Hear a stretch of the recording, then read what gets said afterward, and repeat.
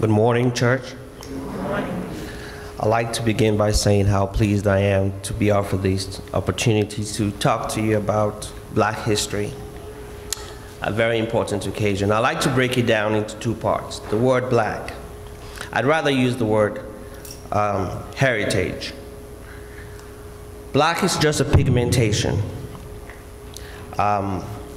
Being a science scholar, the only difference between black and white is the pigmentation called melanin, produced by cells in the skin. That's the only difference. We all belong to one of four different blood types. It's either A, B, or O. That's the only difference. We can give and receive blood from each other. So the only difference between people in the world is the color of your skin. And that has been taken way too far. Black people, I often say, are people of African descent. And as individuals, we get our color purely from genetics. If your mom is white, your dad is white, you're gonna be white. If your mom is black, your dad is black, you're gonna be black. If one is white, one is black, you're gonna be of a different color, different shade of white or black. Think about it. The word black has always had a negative connotation. Think about it. Blackout, blackballed, blackmail, blacklist, black market. None of that is positive. And doing some research, I found out the black actually refers to the darkness of night, which we all fear. At night, if it's very dark, a lot of people need light. And so, what I came to conclude that the word black is used as a fear factor. But I digress on that fact because we all know the status quo. Black History Month started in 1926 as a way to recognize the achievement of people of African descent, all black people. When it first began, the celebration lasted a week. Then a historian, Carter G. Woodson, selected the second week of February because it coincided with the birthdays of Abraham Lincoln and Frederick Douglass. However, they soon realized they needed more than a week to celebrate Black history, and hence Black History Month. Black history is a remarkable time to step back and recognize the contributions of African Americans, the contributions African Americans have brought to this nation. Names like Frederick Douglass, Sojourner Truth, Harriet Tubman, Martin Luther King Jr., Malcolm X, Nikki Giovanni, W.E.B. Du Bois, Rosa Parks. How different would our country be without these leaders and a range of others who fought for civil rights? These people have helped us learn several things. What is strength? What perseverance is? These people broke down barriers. They stood against injustice. They helped us pull together as a nation and overcome our darkest days. These people, like so many others, helped build a greater nation where people, a judge, should be judged by the content of their character and not the color of their skin. And it's not just in civil rights. They have made their mark in several areas of the American society. Think about music. Louis Armstrong, Aretha Franklin, Michael Jackson, Whitney Houston, Tupac Shakur, Beyonce. Also, music genres like jazz, rap, hip-hop, R&B, and arguably even rock and roll were significantly influenced by African American musicians. Also think about literature. People like Maya Angelou, Ralph Ellison.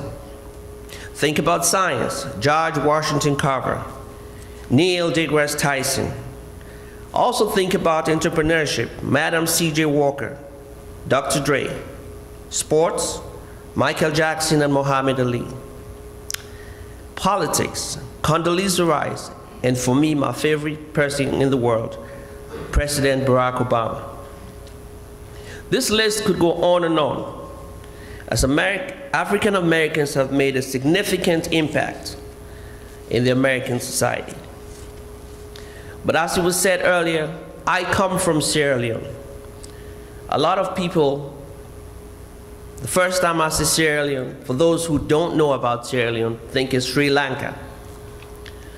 Sierra Leone is a small country on the west coast of Africa, and I'll talk about my heritage, because as it was said earlier, there's a part of me here, a part of me there, and a part of me everywhere. My ancestors were freed slaves. But I'll go back to Sierra Leone. Sierra Leone is a country on the west coast of Africa, by the Atlantic Ocean, has a natural harbor. The capital of Sierra Leone is called Freetown, meant for the repatriation of freed slaves. Freed slaves from where? From the Americas, people who toiled in plantations and built this great nation. Sierra Leone was discovered by a Portuguese sailor. His name was Pedro da Sintra. And the name, as many people think it's French, it's not French, it's Portuguese. And people wonder, why is Sierra Leone Portuguese? Why the name Sierra Leone? Well, in Sierra Leone we have two seasons. It either rains like crazy, called the rainy season, or it doesn't rain at all, called the dry season. And around the time when Pedro da Sintra was sailing the coast of the Atlantic Ocean, it was the rainy season. And when it rains, you hear very loud thunderstorms and lightning. And Sierra Leone is a very mountainous country. And Pedro da Sintra thought it was like the roaring of a lion. Hence he called it Sierra Leone, meaning Lion Mountains. But then British officially adopted Sierra Leone in 1787. But I'll talk about two events. One of them I learned when I came to the United States. I always joke around with my kids in school and say, history is his story. Not your story, but his story. Written by the perspective of the writer. There are two stories. One of them I learned in history books in Sierra Leone, the other I learned in the United States. The first story was about a slave named James Somerset. James Somerset was a slave who was returned back to Sierra Leone.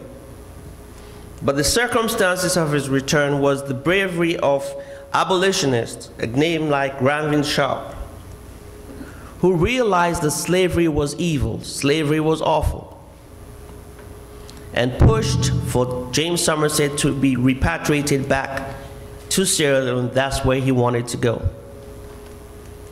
As I said earlier, I'm a descendant of freed slaves. Part of my heritage is in the United States, a place called South Carolina. But I'll talk about that later on. Another case I'd like to talk about was the case I talked about earlier. A guy by the name of Senghor Pierre, also known as Joseph Senghor. You might have watched the movie Amistad. There is nothing in Sierra Leone history that talks about Amistad. Nothing. The first time I heard about Amistad was when I got to the United States. Senghor Pierre, given the name Joseph Senghor, was taken from Sierra Leone with about several other African slaves, trying to bring them to the United States to work in plantations and work as slaves. On their way to the United States, they raised a rebellion on the ship, killed the captain and all of its slave masters, and decided they were going back to Africa. Unfortunately, the ship sailed and came to the United States. And at that time, the system worked. They were arrested, tried, and found to be innocent of committing all those crimes because slavery was evil. So there was a system in place to help these people realized that slavery was evil. I can go on and on about slavery, but I'll go back now to Sierra Leone and the Gucci people, or they're actually called the Geechee people, or the Gulas of South Carolina. The Gulas of South Carolina are almost exactly the same people in Sierra Leone. Speak the same language, the language we call Creole, not French Creole, but English Creole. They grow rice. If you've been to Sierra Leone, we eat rice Monday through Sunday. It's our staple food. We make baskets just like the people in South Carolina. So a part of us is everywhere. If you trace your roots, you'll find strange things along the way. My name implies a British name. A lot of times I fill out forms and put down Willie Taylor. And I show up with an accent, and they're like, oh, sorry, we made a mistake. My brother is Teddy Taylor. He lives in England. A lot of time he applies for jobs, puts down the name Teddy Taylor, shows up for an interview. And a Sierra Leonean with an accent shows up and they say, oh, sorry. But a part of us is based on history. My dad, my son, they're also Willie Taylor. But my son's sitting right there, he speaks like you guys. So when he says Willie Taylor, it's almost accepted. Okay, he's American, he's British. But I like the key focus on a couple of things. As we gather here today to celebrate Black heritage, we must honor those who came before us. We must acknowledge how far we've come as God's people. We must also honor those who continue the struggle today. If you've been watching the news lately, slavery is still alive and well. Far from the struggle over recent time, even in Libya, that's shown us that slavery happens in many different shapes, in many different forms, and in many different parts of the world. But as we look past and applaud those who came before us in doing great things, it is easy to look back and see who was on the right side of history. Separated as we are by religion and politics, hindsight is always 20/20. And the saying goes,